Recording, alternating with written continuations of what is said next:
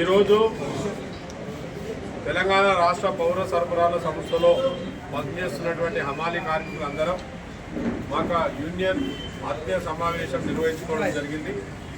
ఈ యొక్క సమావేశానికి వివిధ జిల్లాల నుండి అలాగే ఎమ్మెల్యేస్ పాయింట్ల మేస్త్రీలు ఇక్కడికి రావడం జరిగింది.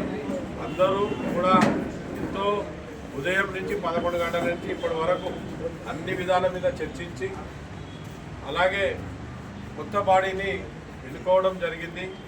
కొత్త బాడీలో అయితే మళ్ళీ కూడా 2 సంవత్సరాలకు ఒకసారి మేము బాడీని రిప్లేస్ చేస్తూ ముందుకు పోతా ఉంటే అందులో భాగంగా ఈరోజు కొత్త బాడీని ఎన్నుకోవడం జరిగింది. అందులో మరొకసారి హమాలీ సీనియర్నే రాష్ట్ర అధ్యక్షుడిగా ఉండాలని వీళ్ళందరి కోరిక మేరకు నన్ను నియమించుకోవడం జరిగింది. వీళ్ళందరికీ నా తరఫున ప్రత్యేకంగా కృతజ్ఞతలు తెలియజేస్తున్నా. నాతో పాటు బిజినెస్ సెక్రటరీగా అశోక్ గారు, వైస్ ప్రెసిడెంట్గా, జాయింట్ సెక్రటరీగా, ఆర్గనైజింగ్ సెక్రటరీగా, ట్రెజరర్గా, కమిటీ మెంబర్లుగా అందరూ కూడా కొత్తగా ఎన్నికైన సభ్యులందరూ కూడా పేరు పేరున వాళ్ళకు శుభాభినందనలు తెలియజేస్తూ వీళ్ళందరూ మా మీద పెట్టిన నమ్మకాన్ని వమ్ము చేయకుండా రాబోయే రోజుల్లో అన్ని సమస్యల మీద పోరాడుతూ కమిషనర్ గారి దగ్గరికి, మంత్రి గారి దగ్గరికి, సంబంధిత అధికారుల దగ్గరికి తీసుకెళ్ళి మాకు న్యాయసమ్మతమైన మాకు కావాల్సిన హక్కులు అన్నీ కూడా సాధించుకునేందుకు మా కార్యవర్గం మొత్తం పనిచేస్తుందని చెప్పి ఈ సందర్భంగా తెలియజేస్తూ